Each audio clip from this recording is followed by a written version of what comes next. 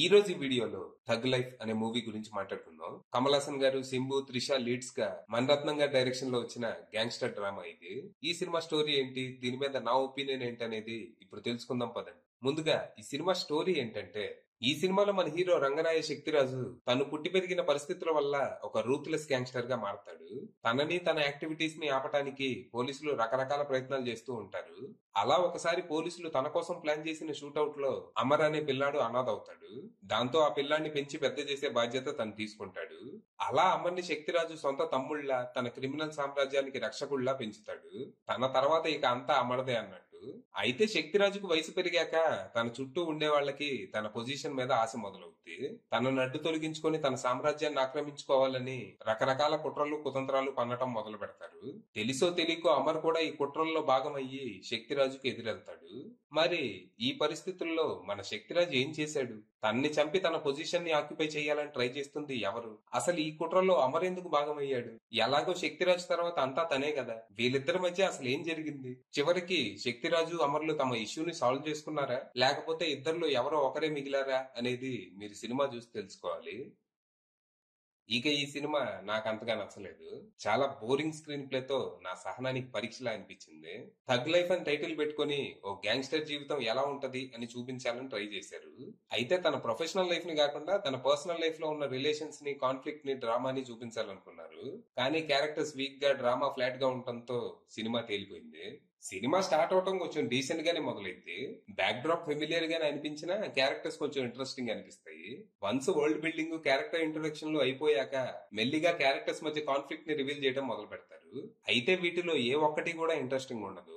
కమల్ హాసన్, నాజర్ క్యారెక్టర్ల మధ్య ఇష్యూ గానీ, మహేష్ మంజ్రేకర్, కమల్ హాసన్ల మధ్య గొడవ గానీ, ఆఖరికి సింబు, కమల్ హాసన్ల మధ్య మిస్అండర్స్టాండింగ్ గానీ ఏది బలంగా గానీ ఇంట్రెస్టింగ్ గా గానీ ఉండదు.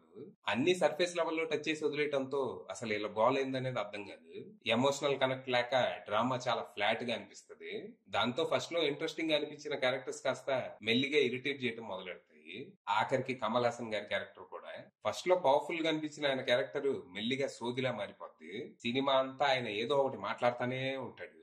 ఎండ్లెస్ మోనోలాగ్స్ తో విసుగు తెప్పిస్తాడు. అయితే ఇక్కడ ఆయన తప్పేం లేదు, జస్ట్ ఆయన క్యారెక్టర్ అలా అస్తవ్యస్తంగా రాసుకున్నారు. ఇక ఇంటర్వెల్ ఎపిసోడ్ విజువల్ గా స్టన్నింగ్ అనిపించినా ఎమోషనల్ గా మాత్రం తేలిపోయింది. షాకింగ్ గా అనిపించాల్సిన ఎపిసోడ్ కాస్త అమ్మయ్య ఇంటర్వెల్ సగం సినిమా అయిపోయింది అనిపించేలా చేస్తుంది. ఇక ఫస్ట్ హాఫ్ అట్టట్టా ఉంటే సెకండ్ హాఫ్ పూర్తిగా దిగజారిపోయి ఒక ఎమోషన్లెస్ రొటీన్ రోట రివెంజ్ డ్రామాగా మారిపోద్ది. అసలు ఇది మణిరత్నం సినిమానేనా అని డౌట్ వస్తా ఉంటుంది. ఇక క్లైమాక్స్ గురించి చెప్పుకోవడానికి ఏమీ లేదు. ఎప్పుడో ఫస్ట్ హాఫ్ లోనే మర్చిపోయిన సిస్టర్ సెంటిమెంట్ ని తీసుకొచ్చి ఇక్కడ క్లైమాక్స్ లో యాడ్ చేస్తారు. ఇక పర్ఫార్మెన్స్ విషయానికి వస్తే కమల్ హాసన్ గారు చేయాల్సిందంతా చేశారు. కానీ ఆయన క్యారెక్టర్ పూర్ గా ఉండటంతో ఆయన చేసిందంతా వృధానే అనిపించింది. కానీ ఆయన స్క్రీన్ ప్రెసెన్స్ మాత్రం తోపు ఉండింది. ఇక అమర్ గా సింబు జస్ట్ ఓకే అనిపించాడు. అంటే చూడటానికి బాగున్నాడు కానీ తన క్యారెక్టర్ మాత్రం చాలా బేసిక్ ఉంటది. తన గురించి మనకి పెద్దగా ఏమీ తెలీదు. సినిమాలో తను ఏం చేసినా, తనకి ఏం జరిగినా మనకి ఏమీ అనిపించదు. సెకండ్ హాఫ్ లో తనకి త్రిషకి మధ్య ఒక ఎమోషనల్ సీన్ ఉంటది. ఆ సీన్ లో సింబు యాక్టింగ్ బానే ఉంటది, బానే బాధపడతాడు. కానీ ఆ బాధ ఎందుకు, వీళ్ళ మధ్య అంతలా ఏం జరిగింది అనేది మనకి తెలియదు. దీని వల్ల తను పడే బాధ కొంచెం ఆక్వర్డ్ గా, హిలేరియస్ గా అనిపిస్తుంది. ఇక త్రిష కూడా బానే చేసింది కానీ అగైన్ తన క్యారెక్టర్ కూడా పూర్లీ రిటర్న్. యాక్చువల్ గా తన క్యారెక్టర్ చుట్టే సినిమా కథ మొత్తాన్ని నడిపించేసి ఉండొచ్చు, కానీ చివరికి సినిమాకి తన క్యారెక్టరే అనవసరం అన్నట్టు తయారు చేశారు. ఇక ఐశ్వర్య లక్ష్మి, అశోక్ సెల్వన్, అలీ ఫజల్, జోజు జార్జ్, నాజర్ ఇలా సినిమాలో భారీ స్టార్ కాస్టింగ్ ఉన్నప్పటికీ ఏ ఒక్క క్యారెక్టర్ కూడా గుర్తుంచుకోదగ్గదైతే కాదు. ఇక టెక్నికల్ గా అయితే సినిమా ఎక్స్ట్రాడినరీ ఉంది. రవి కే చంద్రన్ విజువల్స్ గానీ, ఏఆర్ రెహమాన్ బ్యాక్గ్రౌండ్ స్కోర్ గానీ ఇంటర్నేషనల్ స్టాండర్డ్స్ లో ఉన్నాయి. ఇక ప్రొడక్షన్ వాల్యూస్ లావిష్ ఉండగా ఎడిటింగ్ మాత్రం చాలా బెటర్ ఉండాల్సిందే. ఇక డైరెక్టర్ మణిరత్నం గారి విషయానికి వస్తే ఆయన పనితనం అంత గొప్పగా లేదు.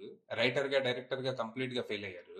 ఫైనల్ గా చెప్పేది ఏంటంటే, విజువల్ గా అయితే సినిమా చాలా బాగుంది. ఖచ్చితంగా బిగ్ స్క్రీన్ మీదే చూడాలి. సో మేబీ ఎలాంటి ఎక్స్పెక్టేషన్స్ పెట్టుకోకుండా వెళ్తే కొద్దో గొప్ప సినిమా సాటిస్ఫై చేసే అవకాశం ఉంది. అది విషయం.